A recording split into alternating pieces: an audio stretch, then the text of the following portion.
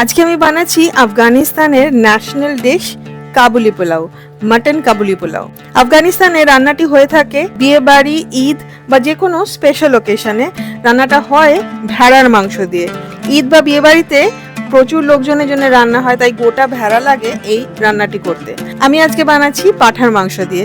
Hello, নমস্কার, Eid spy মধুলিকায় আপনাদের সকলকে স্বাগত। মাত্র দুটো মশলা দিয়ে অসাধারণ স্বাদের এই কাবুলি পোলাও আজকে বানাচ্ছি। আমি শেয়ার করছি রান্নাটি আপনাদের সাথে। 3টে ছোট পেঁয়াজকে পাতলা পাতলা করে কেটে নিতে হবে ঠিক এইভাবে। রান্নাটা আজকে 2 থেকে 3 জনের জন্যই করছি, তাই মাংস নিয়ে নিয়েছি 300 গ্রাম। এখানে কিন্তু হাড়ওয়ালা মাংস ইউজ করতে হবে, আর চর্বিটা যতটা কম থাকে ততটাই ভালো হয়। মাংসটা রান্না করার জন্য প্রথমে প্রেসার কুকারে নিয়ে নিয়েছি খানিকটা রিফাইন্ড অয়েল আর খানিকটা ঘি। এর মধ্যে দিয়ে দেবো পাতলা করে কেটে রাখা পেঁয়াজটা। আমি কিন্তু মাংস রান্নায় সবসময় তেজপাতা দিয়ে থাকি, সুতরাং এখানেও আমি দিয়ে দিচ্ছি 2টো তেজপাতা। পেঁয়াজটাকে এবারে ভেজে নিতে হবে যতক্ষণ না পেঁয়াজটা লালচে রং ধরতে শুরু করে। পেঁয়াজটাকে একদম লাল লাল করে ভাজবেন না, তার কারণ পেঁয়াজটা এরপরে মাংসের সাথে ভাজা হবে।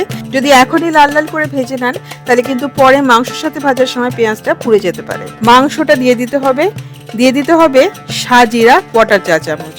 খুব কম পরিমাণ মাংস, সেই জন্য কোয়ার্টার চা চামচ দিলাম। এই সাজিরাটা কিন্তু এই রান্নার মূল উপকরণ। এইবারে মাংসটাকে ভাজতে থাকতে হবে পেঁয়াজ আর সাজিরার সাথে। ফোড়নে সাজিরাটা দিলে কিন্তু পুড়ে যেতে পারে, সুতরাং দিতে হবে এখনই। মাংসটা দেখুন একদম ব্রাউন মতো ভাজা হয়ে গেছে, পেঁয়াজটাও একদম লাল লাল হয়ে গেছে। এইবারে এর মধ্যে দিয়ে দিতে হবে স্বাদ মতো নুন। আমি এখানে 1 চা চামচ নুন দিয়েছি। নুনটা আগে দিলে কিন্তু মাংসটা এইরকম ব্রাউন করে ভাজা যেত না। 3/4 কাপ গরম জল দিয়ে খুব ভালো করে মিশিয়ে নিতে হবে। এর মধ্যে পরে চাইনিজ সল্ট বা জিনামোটো আপনারা চাইলে দিতে পারেন, আমি যদিও আজকে দিলাম না। প্রেসার কুকারে রান্না করে নেব আমি যতক্ষণ না মাংসটা একদম নরম হয়ে আসে। এক একটা মাংস রান্না হতে এক একটা সময় লাগে। এই মাংসটা রান্না হতে কিন্তু এইটুকু মাংস রান্না হতে কিন্তু 15 মিনিট সময় লেগেছে। পুরো প্রেসার আসা অবধি আঁচটা বাড়ানো থাকবে, তারপরে আঁচটা কমিয়ে রান্না হবে বাকি সময়টা। মাংসটা কিন্তু পুরো সিদ্ধ হওয়া অবধি রান্না করে নিতে হবে। এবারে বানিয়ে নিতে হবে পোলাওয়ের ভাতটা। এর জন্য আমি নিয়ে নিয়েছি বাসমতি চাল। সিদ্ধ বাসমতি চাল হলে খুব ভালো হয়। চালটাকে খুব ভালো করে ধুয়ে ভিজিয়ে রেখে দিতে হবে আধ ঘন্টা। তারপরে জল ঝরিয়ে চালটা ইউজ করতে হবে। চালটা ততক্ষণ ধুতে হবে যতক্ষণ না একদম পরিষ্কার সাদা জল বেরোয়। সিদ্ধ বাসমতি চাল বা সেলা রাইস হলে কিন্তু যতই রান্না করুন সেটা কিন্তু আর ভাঙবে না। গাজর আমি এখানে নিয়ে নিয়েছি ছোট্ট ছোট্ট 2টো গাজর, যেহেতু মোটে 1 কাপ চাল, সেই জন্য ছোট ছোট 2টো গাজর বা একটা বড় গাজর নিতে পারেন। সেটাকে কেটে নিতে হবে এই রকম ভাবে। এটা কিন্তু খুব ইম্পর্টেন্ট, এই রান্নায় কিন্তু এই গাজরটা পড়বেই এবং এটা কিন্তু খেতে খুব ভালো লাগে। ঠিক এরকম মোটা মোটা আলু ভাজার মতো কেটে নিতে হবে। এছাড়া লাগছে কিশমিশ। আমি এখানে আফগানি কিশমিশ নিয়ে নিয়েছি।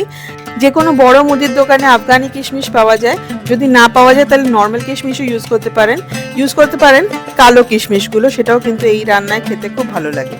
এইবারে বানিয়ে নেওয়া যাক পোলাওটা। তার জন্য একটা ছড়ানো পাত্রে নিয়ে নিয়েছি 1 চা চামচ ঘি। 1 চা চামচ ঘিতে কিন্তু হবে না, লাগবে 1 টেবিল চামচ ঘি। বাকি ঘিটা আমি পরে দেবো। ঘিটার মধ্যে দিয়ে দেবো চাল, তার মধ্যে দিয়ে দেবো গরম মশলার গুঁড়ো 1 চা চামচ আর 1 চা চামচ গোলমরিচ গুঁড়ো। এই গরম মশলার মধ্যে আছে শুকনো লঙ্কা, সামান্য একটু জিরে, এলাচ আর দারচিনি। মশলার সাথে চালটাকে খুব ভালো করে মিশিয়ে নিয়ে দিয়ে দেবো গাজর আর কিশমিশটা। সমস্ত কিছু এবারে একসাথে মিশিয়ে ভাজতে থাকতে হবে যতক্ষণ না চালটা ট্রান্সলুসেন্ট হয়ে যায়। দেখবেন চালটা একদম সাদা সাদা হয়ে যাবে। এখন যেরকম ট্রান্সপারেন্ট আছে, এরপরে ভাজতে ভাজতে কিন্তু সাদা সাদা হয়ে যাবে। আমি আগে 1 চা চামচ ঘি দিয়েছিলাম, কিন্তু তাতে হবে না, সেই জন্য আমি এখন আরও 1 চা চামচ ঘি দিয়ে দিলাম। ঘি কিন্তু এর থেকে বেশিও দেওয়া যায়। আমি চেষ্টা করছি রান্নাটা যতটা কম তেলে সম্ভব করতে। চালটা দেখুন ঠিক এইভাবে সাদা সাদা মতো করে ভাজা হয়ে যাবে। আপনারা দেখেই বুঝতে পারবেন চালের টেক্সচারটা একদম পাল্টে যাবে। এরপরে দিয়ে দিতে হবে মাংস আর গ্রেভিটা, মাংস আর মাংসের ঝোলটা। নুন দিয়ে দেবো স্বাদ মতো। জল দেবো 1.5 কাপ। 1/2 কাপ জল মাংসের সাথেই ছিল, আর বাকি 1.5 কাপ জল এখন দিলাম। 1 কাপ চালে 2 কাপ জল কিন্তু দিতে হবে, এবং জলটা কিন্তু ফুটন্ত জল দিতে হবে, জলটা ফুটিয়ে দিতে হবে। সমস্ত মিশিয়ে নিতে হবে। গ্রেভিটা যখন ফুটতে শুরু করেছে তখন ঢেকে রান্না করতে হবে একদম কম আছে।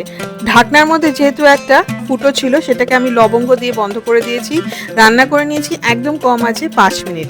5 মিনিট বাদে ঢাকনাটা খুলে ভাতটাকে, পোলাওটাকে একদম হালকা হাতে নাড়িয়ে দিতে হবে যাতে চালটা ভেঙে না যায়। তারপরে ঢেকে রান্না করতে হবে আরও 8 থেকে 10 মিনিট বা যতক্ষণ না ভাতটা একদম সিদ্ধ হয়ে যায়। 8 থেকে 10 মিনিট বাদে গ্যাসটাকে বন্ধ করে দিতে হবে, ফ্লেমটাকে বন্ধ করে দিতে হবে। ঢাকনাটা সঙ্গে সঙ্গে কিন্তু খুলবেন না, আধ ঘন্টা স্ট্যান্ডিং টাইম দেওয়ার পরেই খুলবেন। আমিও তাই করেছি। এর মধ্যে কিন্তু চালটা একদম ফুলে উঠবে। এভাবে চালটা হালকা করে নাড়িয়ে দিতে হবে। দেখুন একদম ঝুরঝুরে ভাত হয়েছে, প্রত্যেকটা গাজর কিন্তু সিদ্ধ হয়ে গেছে আর মাংসটাও কিন্তু একদম নরম হয়ে গেছে। তৈরি হয়ে গেল কাবুলি পোলাও। দেখে মনে হতে পারে এত সহজ একটা রান্না, এটা খেতে কেমন হবে। খেতে কিন্তু এটা অসাধারণ হয়। আমিও প্রথমবার খেয়ে অবাক হয়েছিলাম। রান্নাটা আপনারা অবশ্যই বানিয়ে দেখবেন এবং আমাকে কমেন্ট করে জানাবেন যে আপনাদের কেমন লাগলো। যারা নতুন রান্না করছেন তারাও এটা করে সবাইকে চমকে দিতে পারবেন। রান্নাটা যদি ভালো লাগে প্লিজ লাইক করবেন ও শেয়ার করবেন। ইটস বাই মধুলিকা যারা সাবস্ক্রাইব করেননি অবশ্যই সাবস্ক্রাইব করবেন। ভালো থাকুন, ভালো ভালো রান্না করুন। Happy cooking. Thank you.